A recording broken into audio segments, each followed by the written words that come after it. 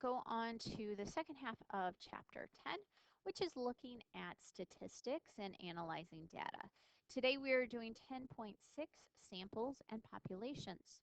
Our I can statements for today: I can determine when samples are representative of populations, and I can use data from random samples to make predictions about populations. So for our first thing, sample, we're looking at the small group who is actually being surveyed. And the population is who you want to know information about. In order for it to be unbiased, there are a couple things that need to happen. So first thing that you need to happen for unbiased is that you need to have a random sample.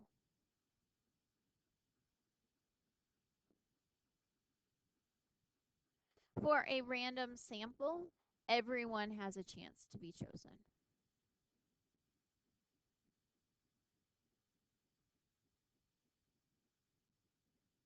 And that's everyone in the whole population.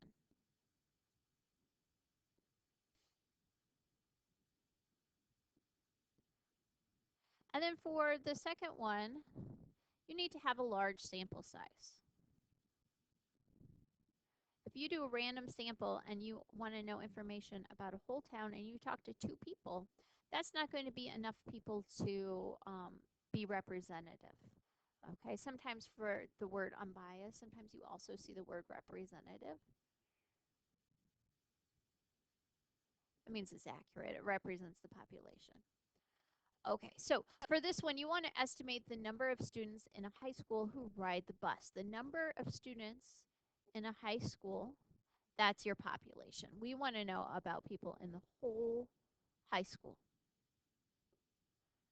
And they're asking which one of these samples, there's 4 different options here, is unbiased. We're looking for which one has a random sample of the whole population and has a large sample size. So if we take a look at each of these, A is 4 students in the hallway. That's a pretty small sample size. So that one's not going to be a good option for us.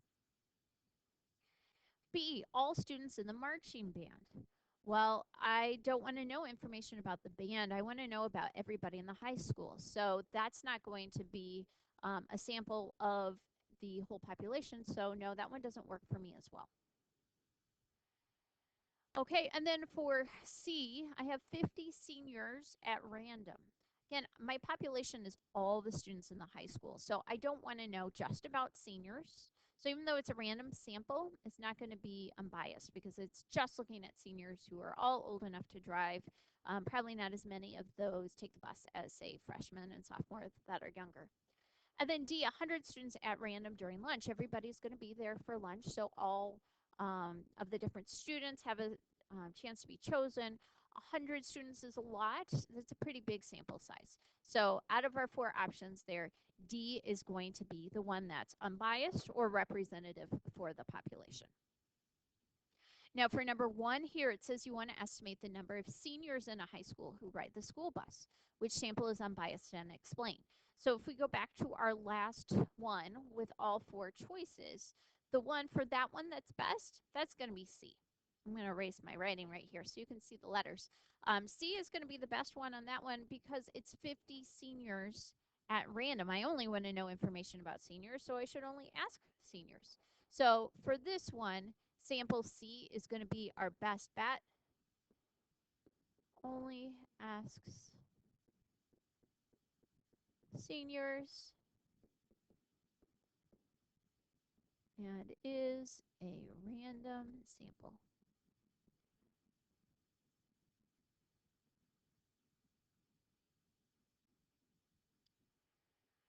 Okay, so let's take a look at number 2 here. It says you want to estimate the number of 8th grade students in your school who consider it relaxing to listen to music. You randomly survey 15 members of the band. Your friend surveys every 5th student whose name appears on an alphabetical list of 8th graders. Which sample is unbiased and explain? So the first thing we need to do is think about our population. Our population here is the number of 8th grade students in your school. That's the population who we want to know information about. So we want to make sure everyone in that population has a chance to participate and that it's a random sample. So you have a random sample, so that's good, but it's 15 members of the band. This is your sample.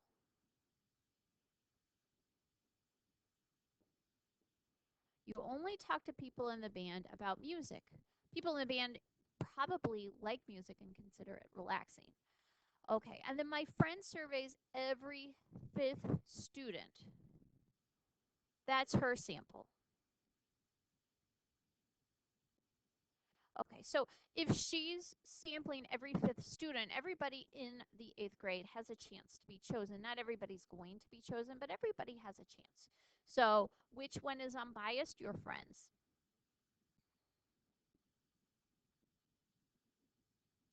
And that's because it has two things that we're looking for.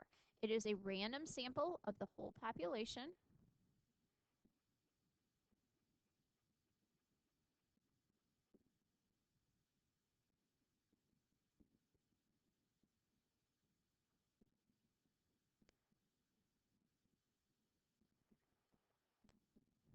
And it's going to have a large sample size.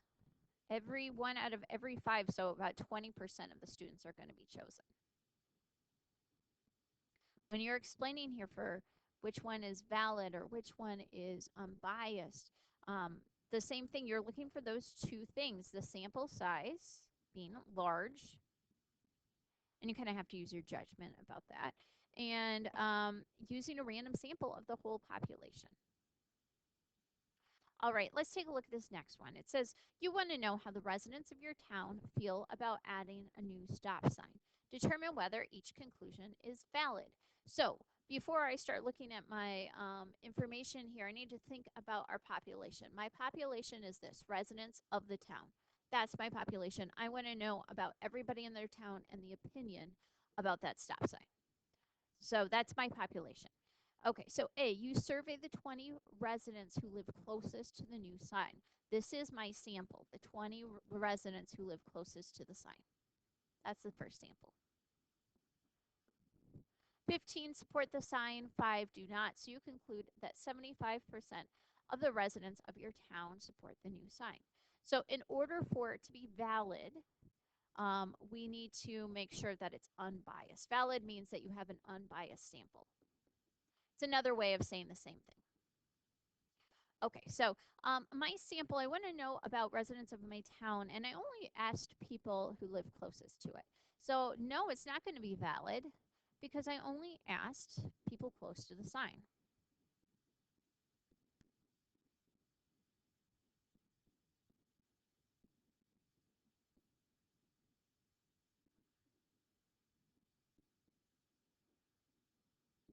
Okay, so let's take a look at the second one. You survey 100 residents at random.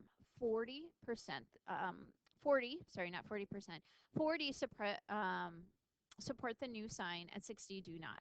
So you conclude that 40% of the residents of your town support the new sign. So let's think about this one. 100 residents at random, that is my sample for this one.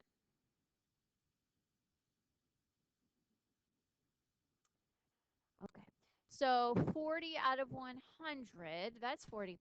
So the math checks out. Let's think about whether or not our sample is going to give us valid information. So I have a random sample of the entire population and I have a large sample size. Those are the things we're looking for. So my answer is going to be yes. It is a random sample of the whole population.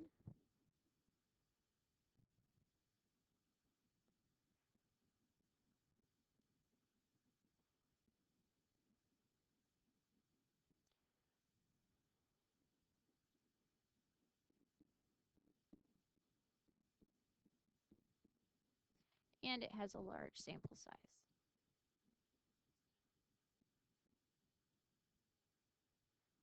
If you ask more than 100 people, it's going to be even more valid information. But 100 people is good enough to say that that is going to be a valid conclusion. Okay, so let's take a look at how we can use data to help us make predictions. So it says you ask 75 randomly chosen students how many movies they watch each week. There are 1,200 students in the school. Predict the number of N students in the school who watch one movie each week. So we are going to, I'll show you a couple ways to do it, but the majority of people on this type of problem prefer proportion, and that's because we have done lots of proportions this year. So I've got 75 randomly chosen students. That's everybody that I asked in my sample. And out of that sample, I want to know how many watched one movie each week. So if I look at my circle graph here, it tells me one movie was 21 students. So I'm going to write 21 out of 75. I want to know how many do one movie, and I don't know that right now. So that's going to be my X on the top because I put one movie on the top. And then I'm going to put the amount of people in the whole school on the bottom.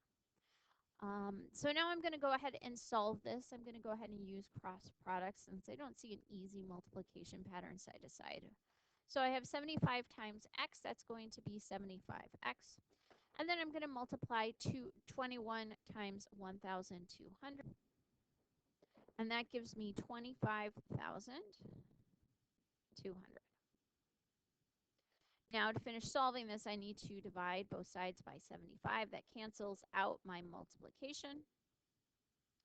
And when I divide by 75, I get 336. So approximately 336 students. If you don't divide to get a whole number and you're talking about people, you do need to round. This one did divide evenly. So I have 336 students. So I said that I would show you another way. So that's what I'm going to do right now. Some people prefer to multiply by that fraction. So you could have, I'm going to just change colors here a little bit. Move this down. If I wanted to, I could have done 21 over 75. I could have made that a percent, or I could have left it as a fraction. And I could have multiplied that by my total, which was 1,200. It would still give me that answer of 336 students. When the fraction is something easy like 1/4 or 1/2, it might be easier to do it with the fraction multiplication. 21 out of 75 is not something that's super easy for me to do. I would have to do 21 divided by 75 times the 1,200, and that gives me the 336. So it's another option should you feel like that is an easier way to do it. So if you know the whole population and you know your fraction of students that said yes, you can multiply those together to get your prediction. All right, let's take a look at number 3. In example 2, each of the 25 randomly chosen firefighters support the new sign. So you conclude that 100% of the residents of your town support the new sign. Is the conclusion valid, and explain? So take a minute to think about it. Do you think that conclusion is valid? Our sample is 25 randomly chosen firefighters.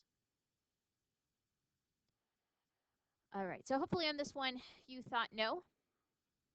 Only firefighters were asked. Oh, but I want to know information about firefighters. It's fine to just ask firefighters. But my population, if you think back, was the entire town. Firefighters are going to be more likely to want anything that's more safe.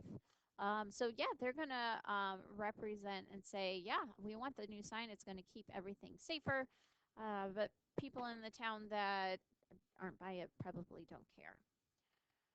Okay, and then example 4, or problem 4, sorry. Down here it says, in example 3, predict the number of students in the school who watch 2 or more movies each week. So in order to do this, I do need to go back to my circle graph to see how many said 2 or more movies. So 2 or more movies, it looks like it's 24. That's this one right here, 2 or more movies, 24. So I'm going to use the same exact proportion that I used before, except this time, instead of 21 on the top of my sample side of the proportion, I'm going to use 24. Okay, so here's my proportion, 24 over 75. 24 people said 2 movies out of the 75 asked. I want to know how many want 2 movies out of the total population. Go ahead and pause the video and finish solving that proportion. Okay, let's see if your answer is right. So we're going to do 75 times x, so that's 75x. We're going to do 24 times 1,200. That's going to give me 28,800. And then our last step, to cancel out the multiplication, we need to use division. So we are going to divide both sides by 75. And that's going to give us an answer of 384 students. Hopefully that makes sense to you. 24 is just slightly bigger than 21 in our last problem. So we got an answer that's just slightly bigger than what we got in our last problem. Okay, so go ahead, take a minute and write down what you think for an unbiased sample. Okay, let's check what you wrote. First thing, we talked about two things. First one needs to be a random sample of the whole population.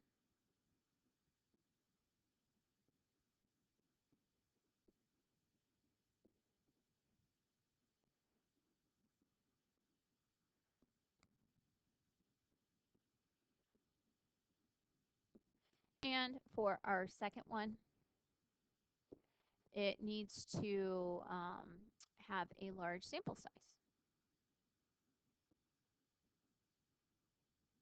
Make sure in any explanations that you do for these types of problems, if it's yes, that you mention both of those things.